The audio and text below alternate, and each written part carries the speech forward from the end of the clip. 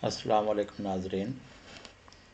Telangana public service commission junior lecturer Urdu इम्तिहान के उर्दू निसाब की तफ़हीम का सिलसिला जारी है और मुसलसल तनक़ीद के मौजू पर वीडियोस पेश किए जा रहे हैं। उम्मीद है हमारे उम्मीदवार इन वीडियोस से इस्तिफ़ादा कर रहे होंगे और मौजू से मुताल्लिक़ उन्हें बुनियादी मालूमात फ़राहम हो रही होंगी। उम्मीदवारों से ख्वाहिश की जाती है कि मौजू को समझने के बाद इस निसाब में जो कुछ किताबें दी गई हैं उनका ख़ुद से भी तफसीली मुतालिया करें और अपने तौर पर मारूज़ी सवाल जवाब तैयार करें। तो आज हम इसी तनक़ीद के सिलसिले में मोहम्मद हुसैन आज़ाद का जो तज़किरा है आब हयात, उसका जो है हम एक जायज़ा लेंगे। तनक़ीद में हमने तज़किरों से मुताल्लिक़ मालूमात हासिल की और मुक़द्दमा शेर व शायरी हाल ही की जो तनक़ीदी किताब थी उसके ताल्लुक़ से मालूमात हासिल की। तो यहाँ जो है तज़किरों में तनक़ीदी नुक़ूश के ताल्लुक़ से निकात-उश-शुअरा मीर तक़ीबीर का पढ़ना है। आज हम आब हयात के ताल्लुक़ से पढ़ेंगे। तो यहाँ जो आपको निसाब में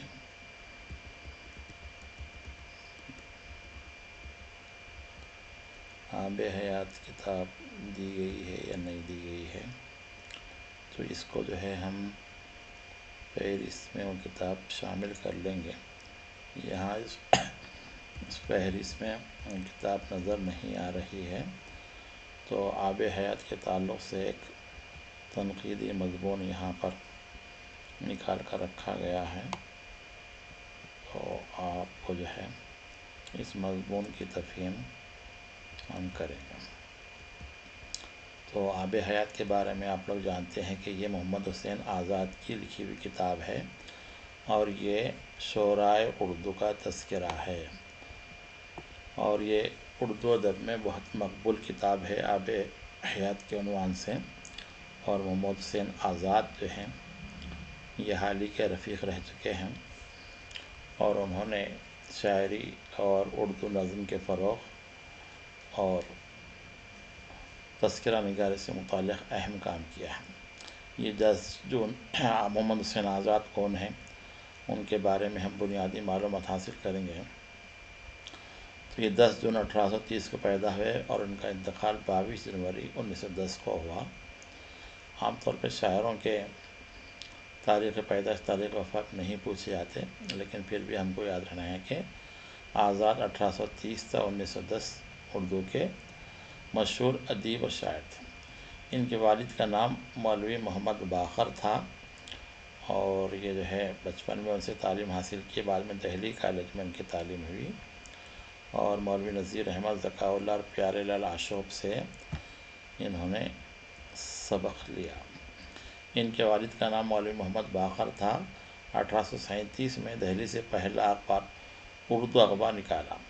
मौलवी मोहम्मद बाखर के बारे में आप लोग इतना याद रख लिए कि ये उर्दू के पहले शहीद सहाफ़ी कहलाते हैं। मोहम्मद हुसैन आज़ाद के वालिद मौलवी मोहम्मद बाखर उर्दू के पहले शहीद सहाफ़ी। हुआ क्या था कि ये भी अपने वालिद के साथ अखबार में शामिल हो गए।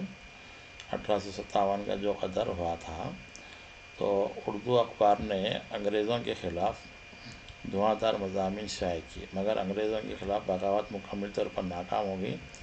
इसके बाद पकड़ धकड़ शुरू हुई।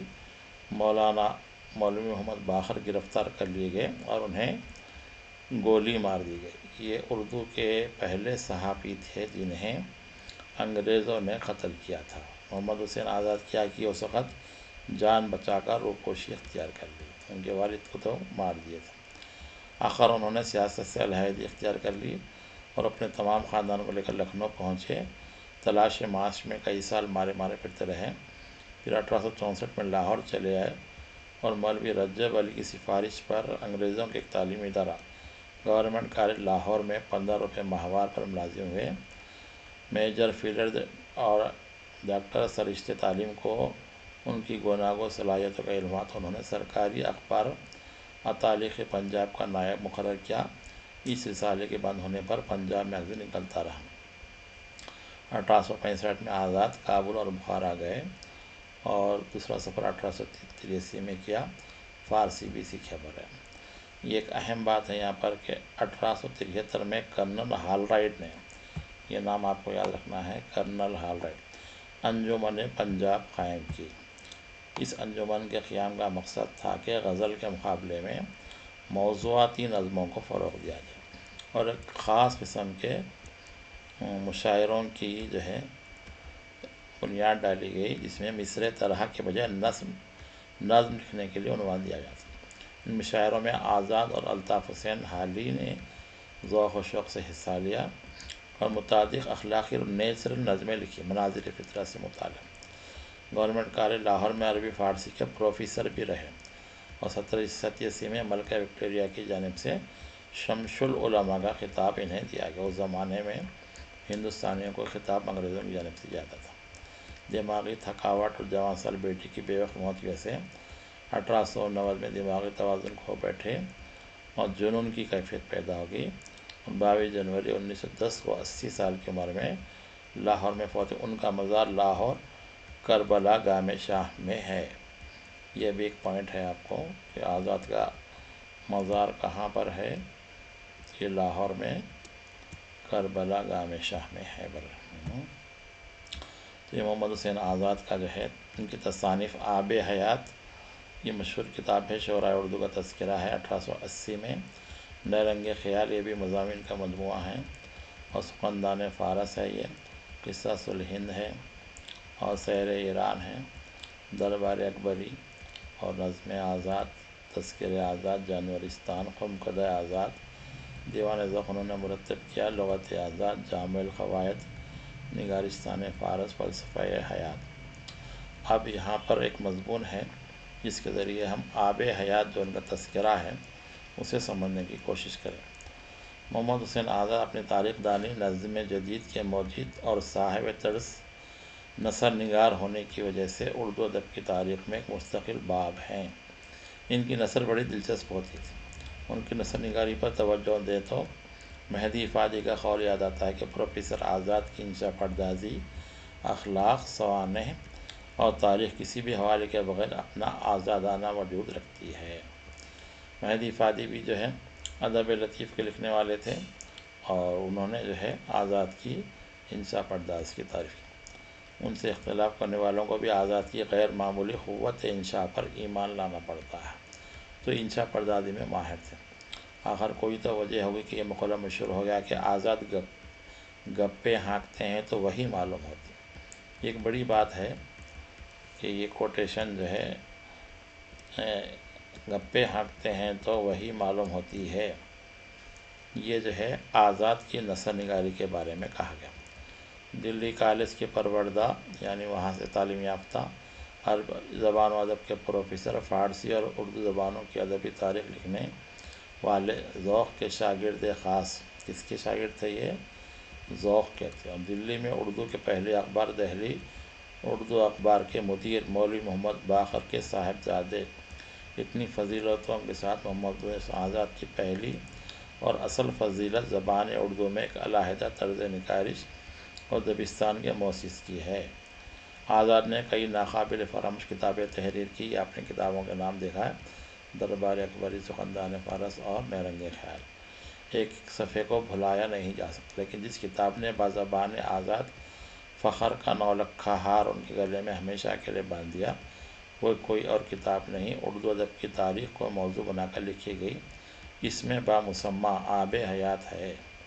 یوں تو اس کتاب کو لکھتے وقت محمد حسین آزاد کے ذہن میں ایک عمومی خاکہ ہوگا، لیکن شاید انہیں بھی اس کا پتہ نہیں تھا کہ وہ یہاں اپنے علم، صلاحیت اور فنی ہنرمندی کے نقطۂ عروج پر ہیں۔ پہلی نظر میں واقعتاً یہ کتاب اردو ادب کی ایک سلسلہ وار تاریخ ہے۔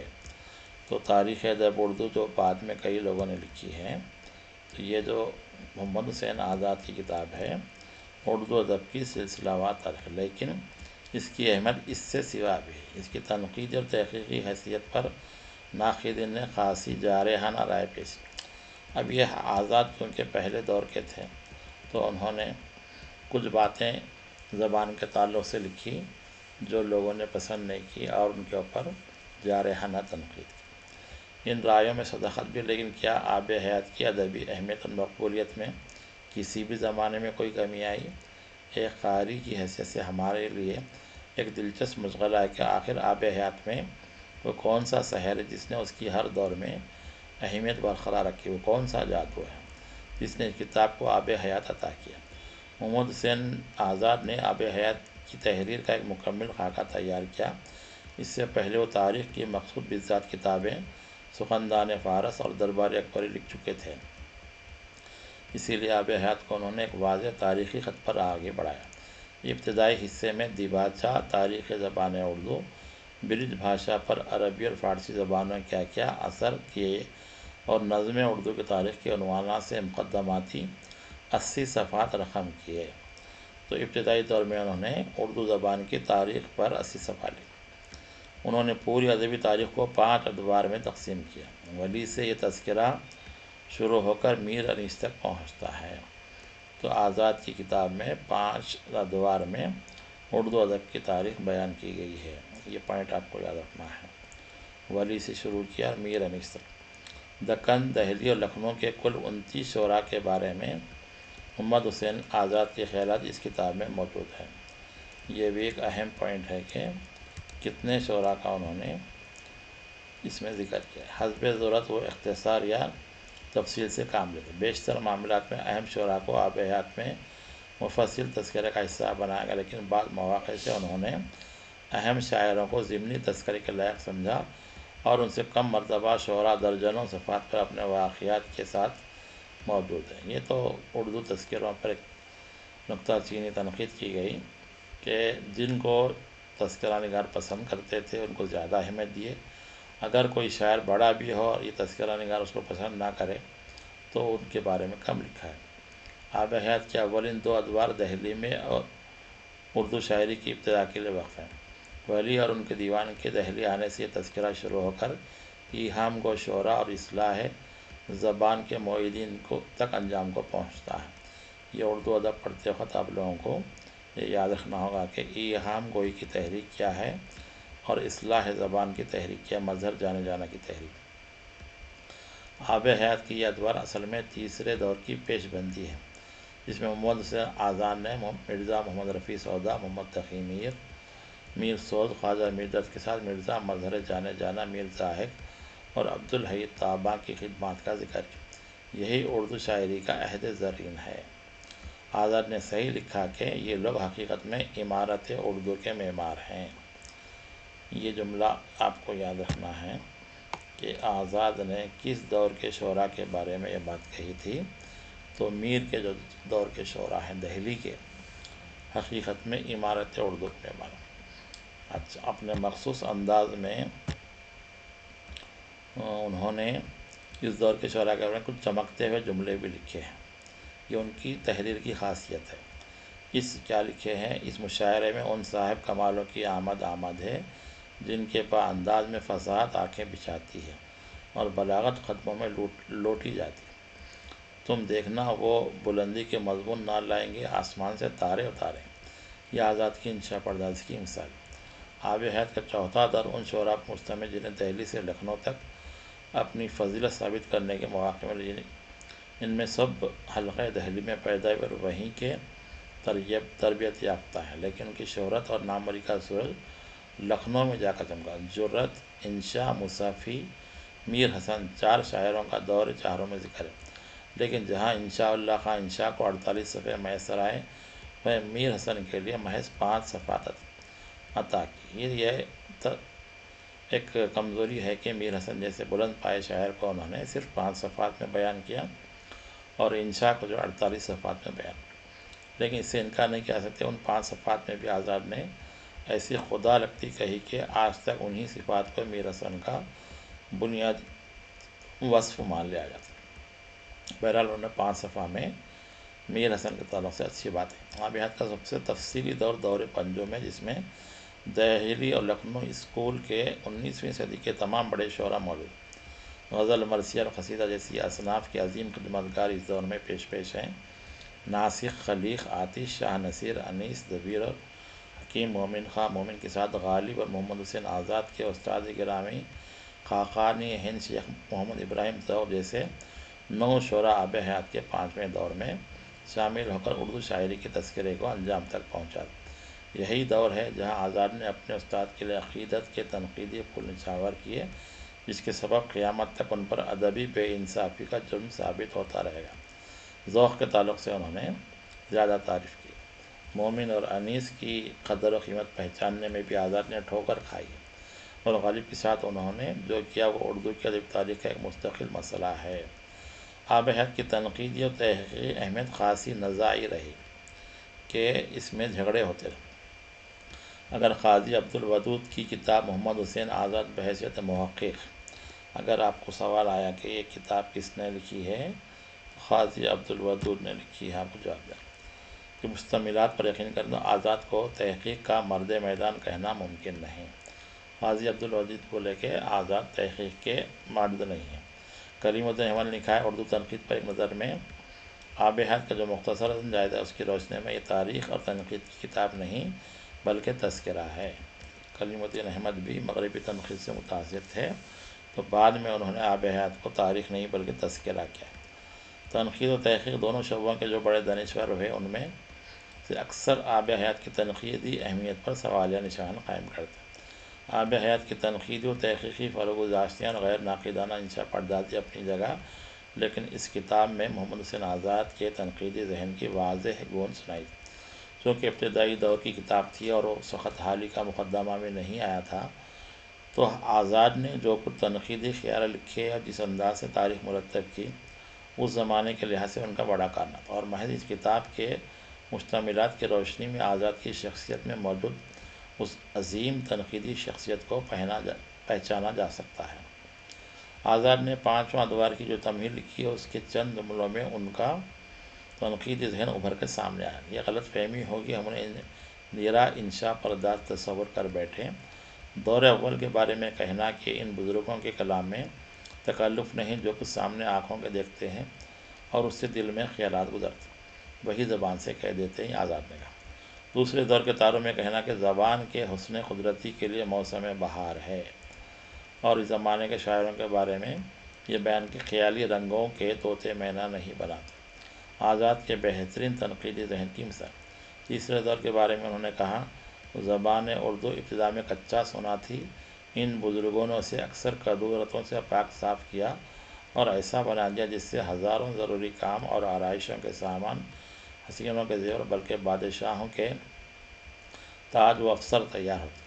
میر، سودا اور درد جیسے شاعروں کو اس سے زیادہ بہتر کس طور پر سمجھا جا سکتا ہے۔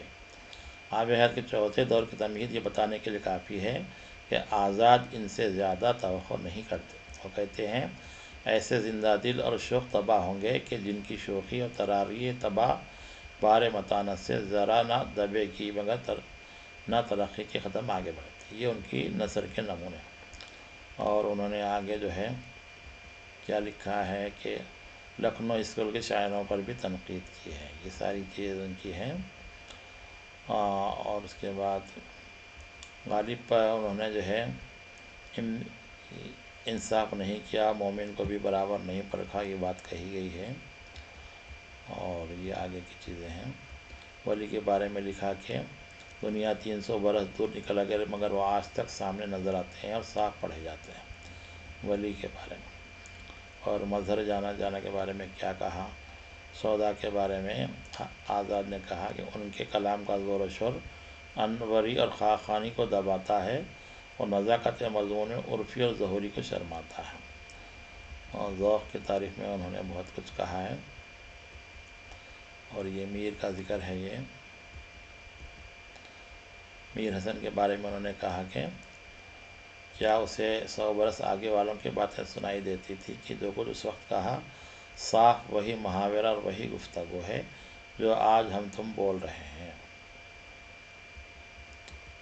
آزاد کے جو اردو زبان کے آغاز کے تعلق سے جو باتیں ہیں وہ بھی اہم ہیں۔ کیا بول رہے کہ آب حیات تنقیدی کتاب ضرور ہے، لیکن اسے تاریخ کے طور پر پیش کیا گیا۔ اس کے پہلے اردو میں شعر و ادب کی باضابطہ تاریخ لکھنے کا کوئی سلسلہ نہیں تھا۔ یہ جو ہے اردو کی پہلی تاریخ کی کتاب ہے۔ عہد بعہد کیا تبدیلیاں ہو رہی، یہ بھی جو ہے اس کا ذکر نہیں تھا، جیسے آج کل تاریخ ادب اردو میں لکھا جاتا ہے۔ اچھا، یہ کیا بول رہے ہیں یہاں پر کہ آب حیات اس اعتبار سے پہلی کتاب ہے جہاں مرحلہ وار شعر و ادب کے ارتقاء کی سمت و رفتار کا پتہ لگایا اس نے۔ ولی کی آمد دہلی سے 19ویں صدی میں اور دلی اور لکھنؤ کے معروف شعراء تک تقریباً 200 برسوں کی تاریخ کو 5 ادوار میں آزاد نے تقسیم کیا ہے۔ تو اس کے اندر تاریخی شعور پایا جاتا ہے، یہ کہا گیا۔ اور ان کے دور پنجم کے شعراء میں ان کے چونکہ غالب اور میر کو مومن وغیرہ کو انہوں نے قریب سے دیکھا تھا، تو اس کا ذکر انہوں نے کیا ہے۔ اردو زبان کے تعلق سے ان کا جو خیال ہے وہ بھی اہم ہے۔ اتنی بات تو سبھی جانتے ہیں کہ تعلق سے جو لکھا ہے برج بھاشا سے اردو کا آغاز ہوا، اس کے بارے میں ہم کو پڑھنا ہے۔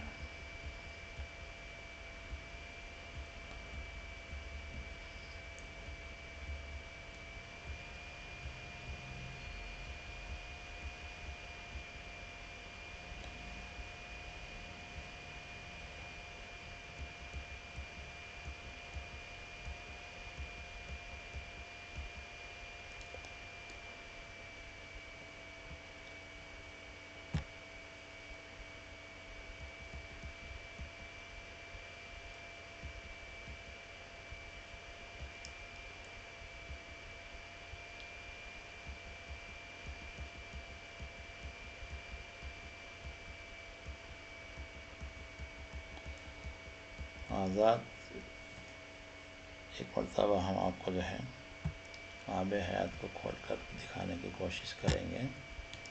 یہ ریختہ کی جو ویب سائٹ ہے،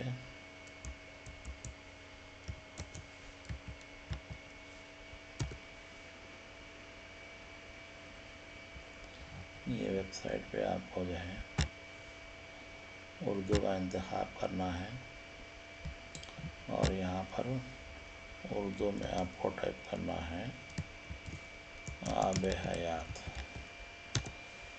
جب آپ سرچ کریں گے تو یہ محمد حسین آزاد کی کتاب کی طرف ہم لوگ جائیں گے۔ یہ آب حیات مولوی محمد حسین آزاد، آب حیات کا تنقیدی مطالعہ بھی ایک کتاب ہے۔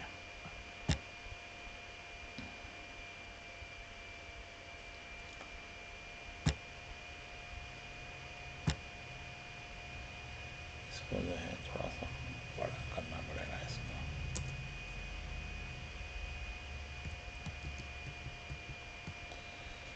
یہ ساری تفصیلات ہے اس کے اندر۔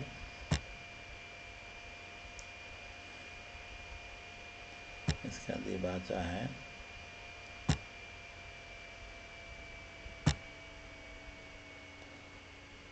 یہاں انہوں نے لکھا کہ اتنی بات ہر شخص جانتا ہے کہ ہماری زبان اردو برج بھاشا سے نکلی ہے۔ یہ زبان اردو کی تاریخ، یہ جو پہلا جملہ ہے تو آزاد نے جو اردو زبان کے آغاز کے نظریوں میں ہم نے پڑھا تھا کہ علاقہ واری اعتبار سے بعض لوگوں نے زبان کے آغاز کی جانب جو اشارہ کیا، تو بعد کے جو نقاد ہے جیسے گیان چند جین ہیں اور مسعود حسین رضوی وغیرہ ہیں، انہوں نے آزاد کے اس خیال کو رد کیا کہ اردو کا آغاز برج بھاشا سے ہوا۔ برج بھاشا برج کے علاقے کو کہتے ہیں جو آگرے کے طرف ہے، جبکہ اردو زبان کے آغاز کے بارے میں یہ بات بعد میں طے شدہ ہے کہ دہلی کے اطراف میں یہ زبان پیدا ہے۔ تو یہ جو ہے آپ لوگوں کو تھوڑا سا وقت نکال کر یہ کتابیں پڑھنا ہوگا کہ اس کے اندر کیا کیا ہے، کیونکہ پرچے بنانے والوں نے یہ پوری کتابیں پڑھی ہیں اور اس کے اندر سے وہ سوالات آپ کو دیں گے۔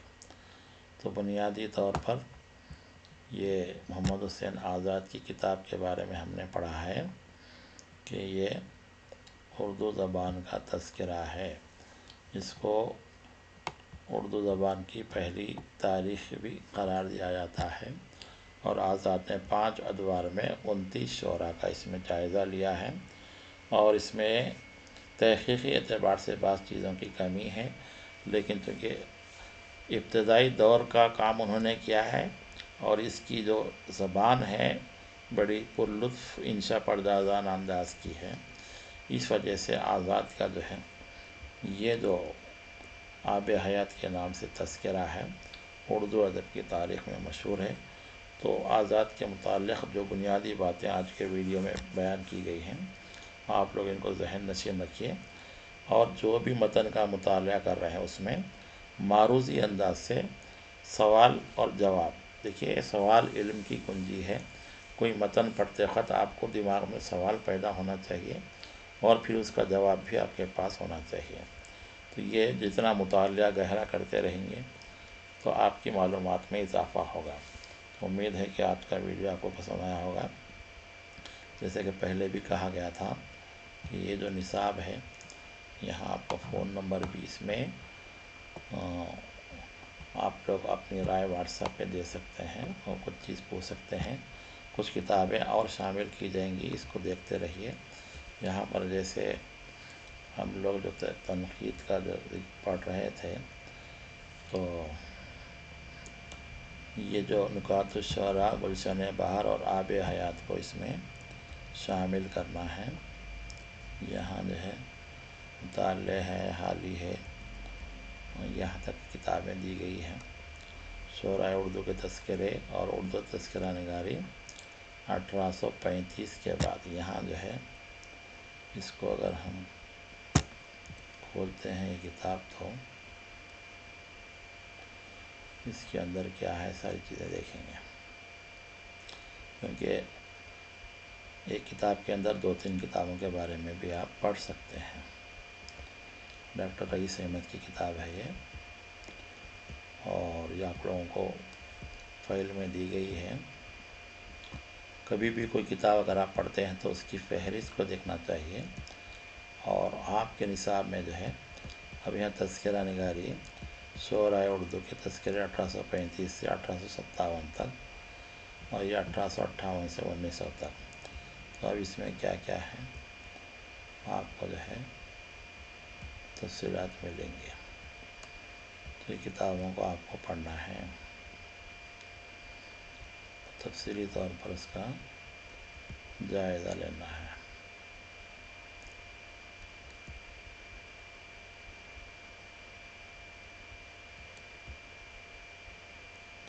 یہ ابتدائی صفحات ہے، یہاں سے شاید کتاب شروع ہو رہی ہے۔ یہ مکمل ڈاؤن لوڈ کریں گے تو یہ صفحے پورے کھلیں گے آپ کو۔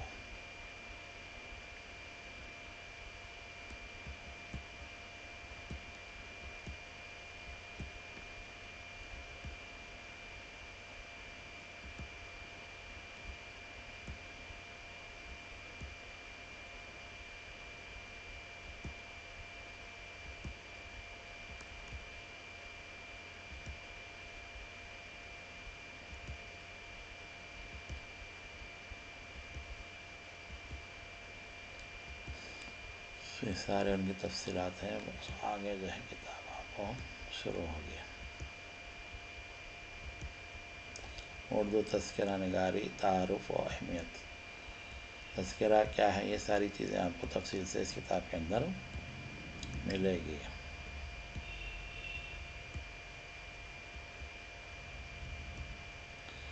جب آپ یہ کتاب کا مطالعہ کریں تو اس کے اندر آپ کو ضرور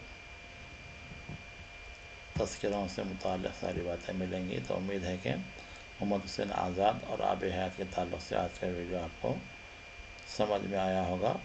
اگر کوئی سوال پوچھنا ہے تو آپ واٹس ایپ سے پوچھ سکتے ہیں۔ شکریہ۔